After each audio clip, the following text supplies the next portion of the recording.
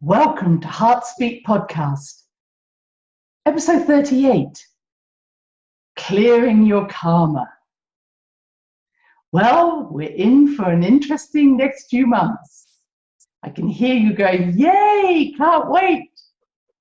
But they're months that are going to bring us a lot of tension, frustration, excitement, newness, because this is a time when we are really saying, how do I want to live for the rest of my life? And what's the legacy I want to leave behind for the next 7 generations? This is a time to clear karma like never before. Now, what does that mean? Does it mean that we're just going to go, woo, out with it all and into the Dharma? That would be nice. But karma is not something negative. It's not something that has been done to you. Karma is a better way of looking at it, is old patterns that you have continued, old habits, old beliefs that no longer work for you. A friend once said that karma is collecting things that don't belong to you.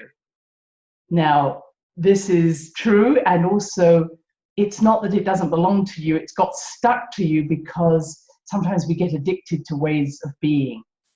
And this is like, I don't want to be there anymore. It's like you're flicking it off.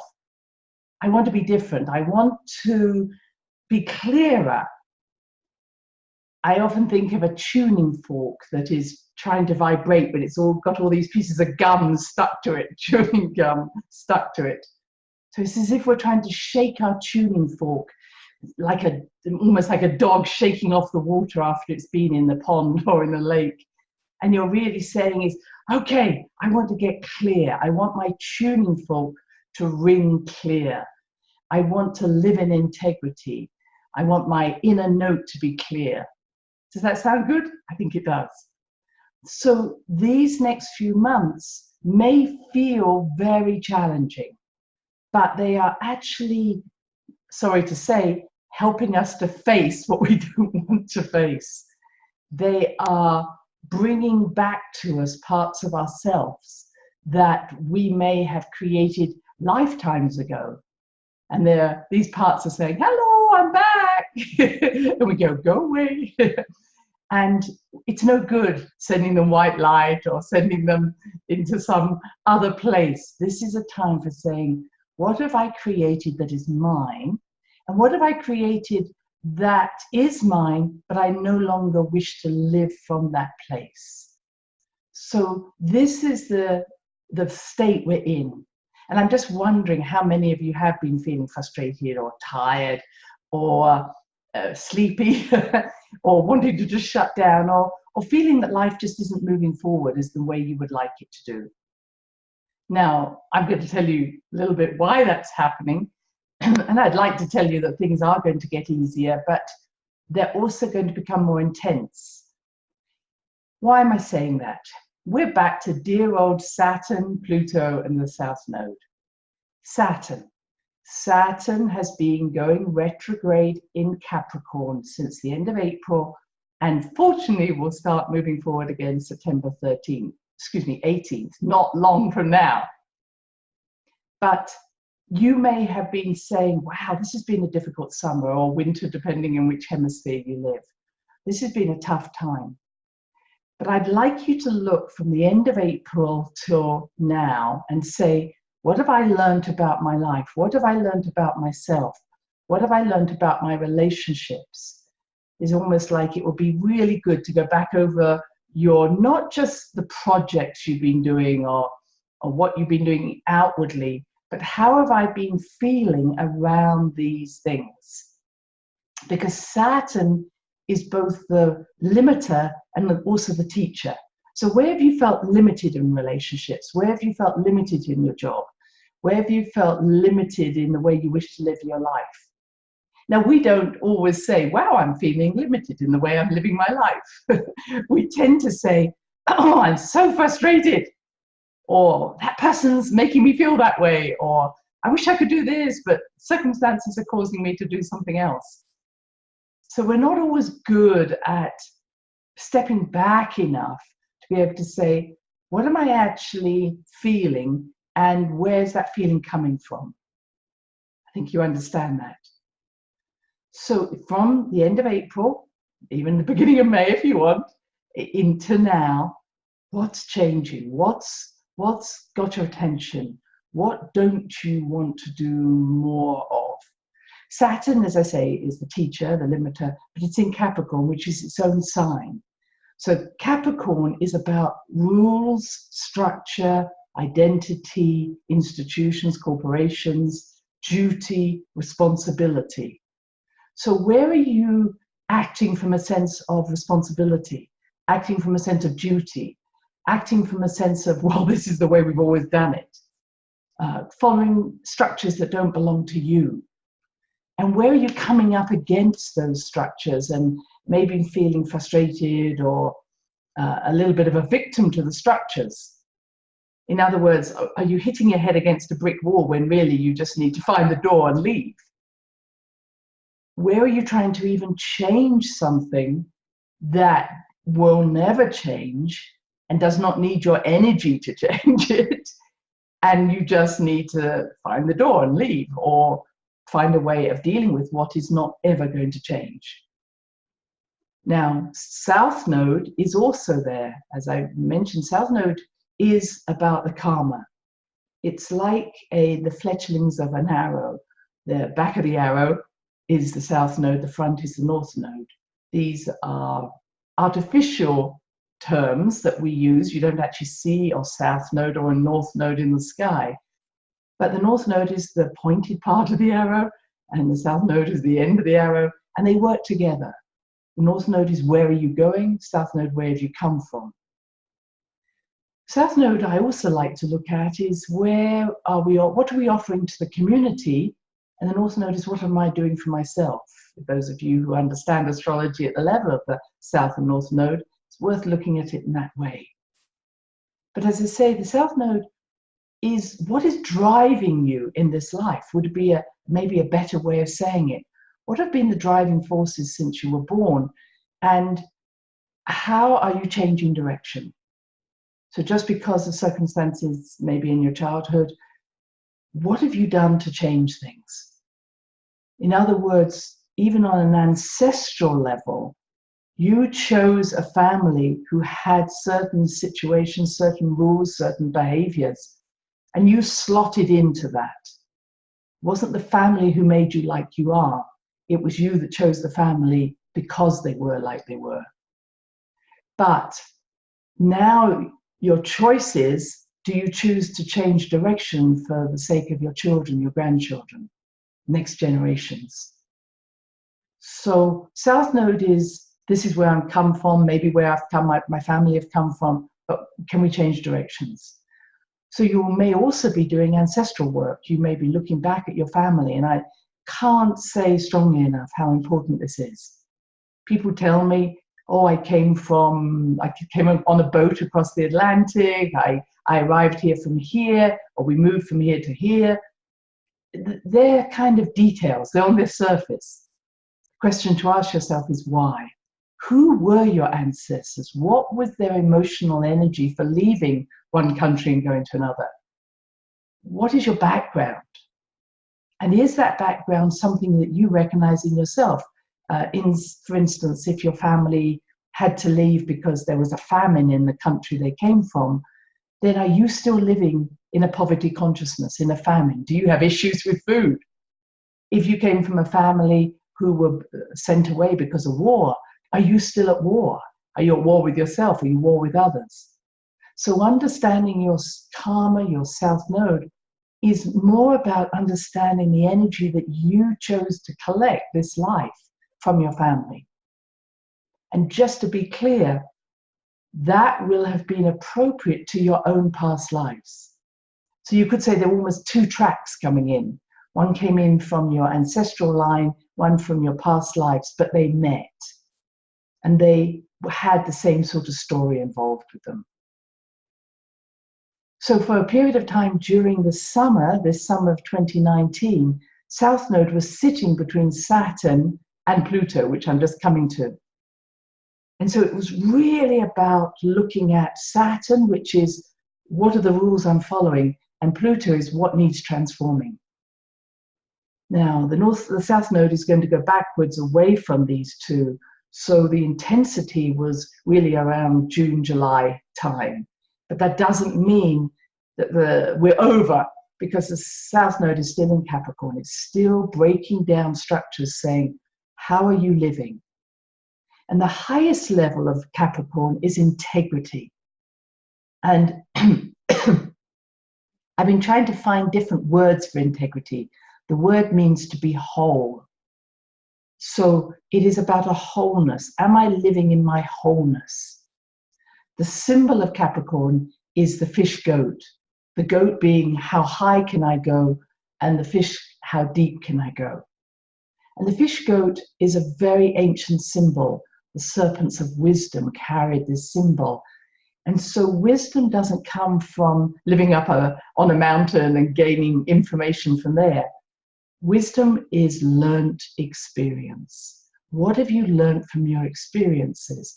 What gems of wisdom have you taken into your heart which have enlightened you? That's what enlightenment is. Learnt experience, wisdom. Buddha was wise and enlightened because of his learnt experience, not just because of knowledge. Knowledge is not wisdom. Let me say it again. Knowledge is not wisdom. So integrity is the integration of wisdom, the integration of parts of yourself, gems and power from yourself, of yourself. In other words, every time we gain wisdom, we become more powerful, but that power is an inner light power. It's not a muscle power. So when we say things like, oh, I get it, I see the light, of course, the light is dawning, everything's clearer. That's that moment where we literally become enlightened. And we are continually enlightening. There is not an end point to that. If anybody tries to tell you, I'm enlightened, I'm finished, no, no, no, no. Enlightening is a continual journey of making the shadow conscious, bringing it into the light. And the shadow is not negative, it's that which is still living in mystery.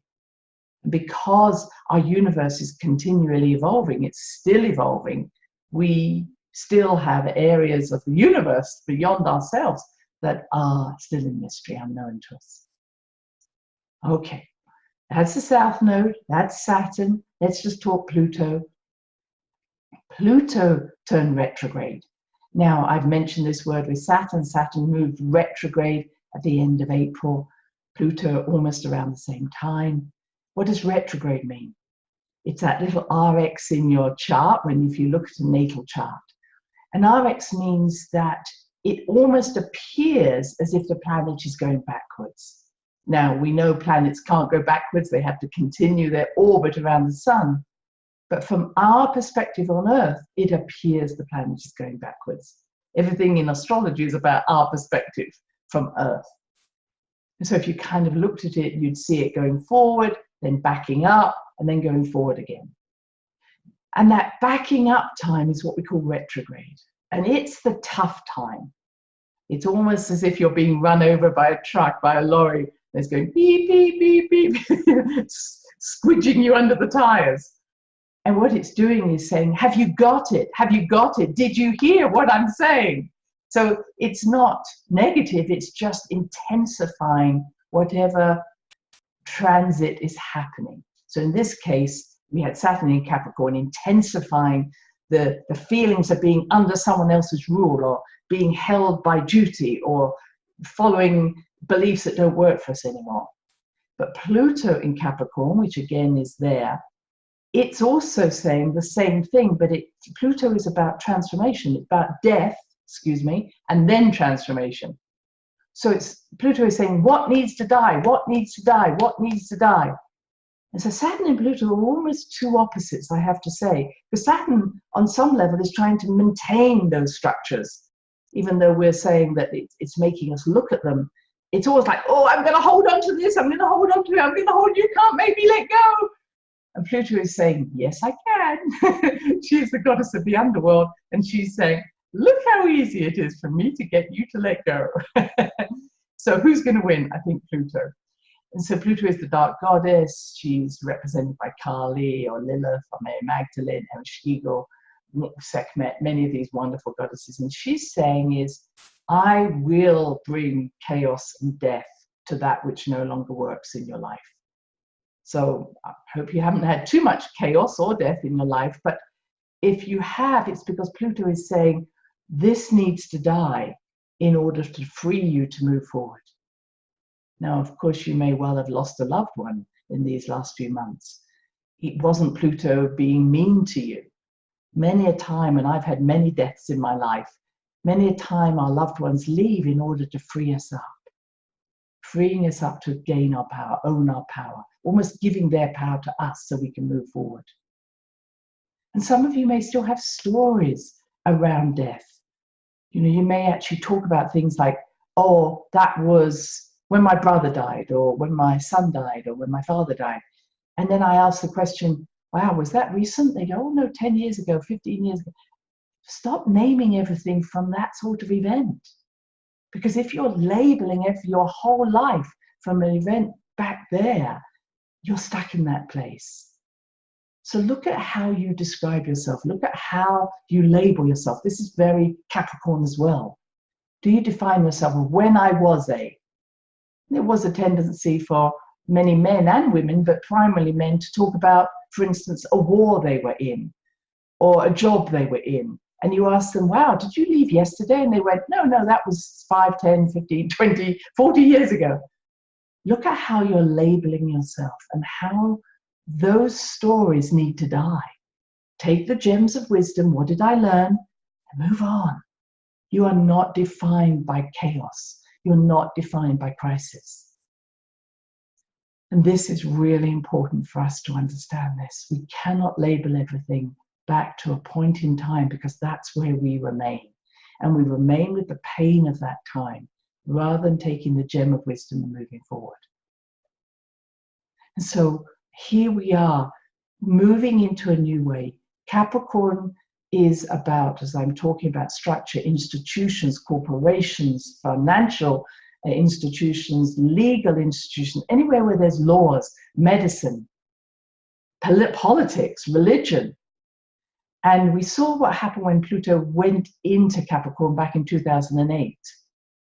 Literally, there was a financial crisis, a housing crisis, a job crisis.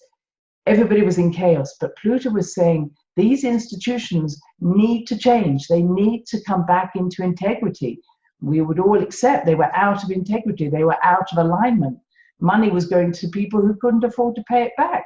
Not blaming those people, but that was out of integrity to their ability to earn or their ability to move. Corporations being allowed to have money when they really hadn't earned it. Medical facilities being given money when really the drugs they were using or the facilities they were using, there was no proof that they were working. So where was the institution or the belief holding together against the truth? Unfortunately, since 2008, everything's gone back almost to the same place. Everybody's happy. There are jobs, there's money, there's housing. I'm not sure how much changed. But Pluto will continue in Capricorn until March 2023. And I'm not sure if we're not going to see more breakdown. Because in 2023, Pluto goes into Aquarius. Aquarius is very different from Pisces. And I'm going to come to that because I'm going to bring us even more closely. Saturn is going into Aquarius in March 2020. So Saturn will have been in Aquarius 28, 29 years ago. So if you want to say 30 years ago. So 30 years ago, we saw Saturn there in Aquarius. And that was about around the time of 89. And so we want to keep looking back and say 59, 89, well, probably 90, and now we're coming up to 2020. So these periods of time were very important to us. And what does Aquarius mean? Aquarius is about self-accountability, self-responsibility, self-consciousness in terms of bringing forward what is true to you. It's a wonderful time for saying, what are your gifts? What are your talents? What is unique about you? Saturn is going to be saying, step up to your uniqueness. And because Uranus rules Aquarius and it's in Taurus, we're going to see much more about stepping up for the land, stepping up for your body. We're going to be seeing more about nurturing ourselves, maybe about food, maybe about textures, maybe about sound. I'm just putting those ideas out, but it's going to be, we're going to be looking at how can I create a sustainable future, both for the land, but for my body as well. How do I bring that sense of nurturing to everybody in the world, not just to individuals? Maybe we're going to be looking at packaging and parcels and food we eat, but it's really about the land and our body and about sustainability. And many of you may be involved with those ideas already. Aquarius is also about community, social change, social idealism. Very different from the age of Pisces that we're in. So let me not confuse you. We're still in the age of Pisces. We've been there since, we might say, 2020 years. We still have another probably 70 odd years to go in the age of Pisces. But the next age is the age of Aquarius for another then 2,000 odd years. In other words, Pluto and Saturn going into Aquarius in the next few years is changing the way we're going to see government, changing the way we're going to see hospitals, changing the way we're going to see our finances. And it's all going to bring us that sense of self-accountability. So it's not just, hey, we're not going to have federal governments, and that's why the governments in many countries are going through such chaos at the time, but much more about, okay, you think you can do a better job? Here's the money. Here's the ability to make decisions for your children. Excuse me. Here's the ability to really be accountable. And what the challenge is for us is that since the age of Pisces, the last 2,000 years, we've been very willing to give away our power to someone else who will be accountable for us. We didn't want to take that. So we said, hey, I'll let you have my money, my power, my decision-making abilities, and then I can blame you. And that's what's been happening. We have so many ways in which we play defensive medicine. We can sue people, we can sue anybody, but we're not accountable. And accountability is not the same as blame. It's about empowerment, and that's why there's so much talk about women's empowerment, which I'm very much into. But it's also empowerment, yes, in a way of rebelling or activist, but you can't rebel against something. Aquarius says, what are you bringing forward, not against? If we're just going against something, we will never change anything at all. So we're living in a very exciting time. So come March 2020, Saturn goes into Aquarius. Really interesting time. And then Pluto in March 2023. But before that happens, you knew I'd have a but. Saturn and Pluto are coming closer and closer to each other. And on January the 12th, 2020, these two are going to be conjunct. This hasn't happened for a very long time. What does this mean? Around that date, all the things I'm talking about, clearing your karma, getting clear about what is your integrity, getting clearer about what no longer works for you, will come to a head. And there may well be crisis. There may be crisis again in any institution, but it might be also in your own life. Something suddenly breaks. You say, I can't do this anymore. So just be aware that around that time, really, I'm sorry to say around the end of December, I'm saying that because that's very much a holiday period for a lot of people, but the end of December, beginning of January next year, really set your intention for, I only want to live with integrity. I only want to live true to my soul. I only want to live true to my heart. And that will take you forward in the way you're wanting to go. Hope this sounds good to you. If you're frustrated, if you're tired, if you're trying to run away from something, stop. What's happening? What's going on here? What needs to change? And I might say to you, in my own experience, things aren't as difficult as you think they are. That you might build a mountain out of a molehill, and it isn't that big. And I will say for my own Capricorn energy, because I have quite a lot, I've got Mars in Capricorn, I've got my North Node in Capricorn and my Chiron. I'm learning that being responsible starts with me. Being responsible starts with responding to my own emotions, responding to my own needs. Because I'm so good and intuitive, you've heard me speak about this before, about responding to other people's needs. I can read your needs easily. But I also give you allowances. Oh, that's just you, or that's just the way they are. In other words, I'm not judging you, I'm just saying that's the way you are. But I've now started to look at what is my response, not my response to your needs, but mine. And I'm being aware of how often something may not be respectful of me, but I give away my power and say, it's okay, that's how they are. And now I'm very much about self-responsibility, self-accountability, which says, use my voice to say this is not appropriate. Hope that makes sense to you. And I'm enjoying not being an angry person, but actually being an honest person and being willing to take the consequences of my actions and not be a victim to my decisions. So I'm just going to end with a little story from Richard Bach. I hope you know his work. I love his work. Jonathan Livingston Seagull, Illusions, One. He wrote some magical books. And this is the little story out of his book, Illusions. And it was about a fish who was with all its family of fish swimming really hard to stay in the same place. And here, these fish had been in this river for many generations, all swimming hard to stay in the same place. This is the rules of Capricorn. You must keep swimming hard to stay in the same place. And the little fish would say, why do we have to do this? And the big fish would say, because this is what we've always done. A great story for Capricorn. We've always done it this way, so keep doing it. And the little fish one day said, I'm just going to let go. I'm going to stop swimming hard to stay in the same place against the tide or against the stream of the water. And I'm just going to go with the flow of the water. So it let go and it started to flow.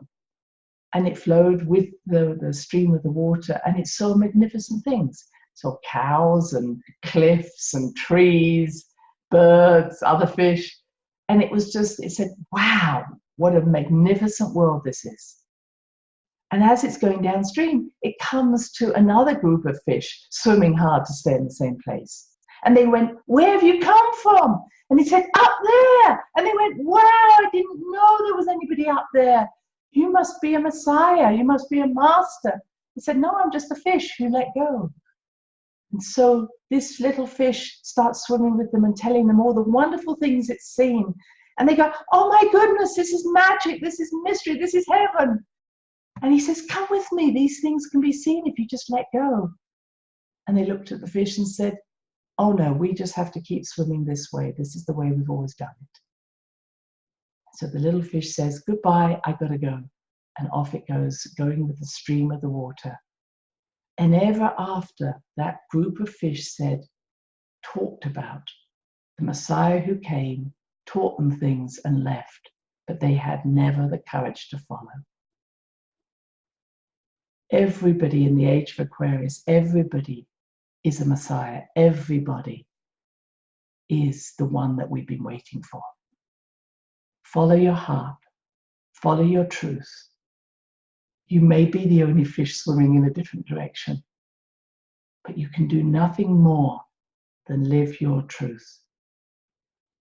Live in accordance to the great laws now, not just the limiting laws of mankind.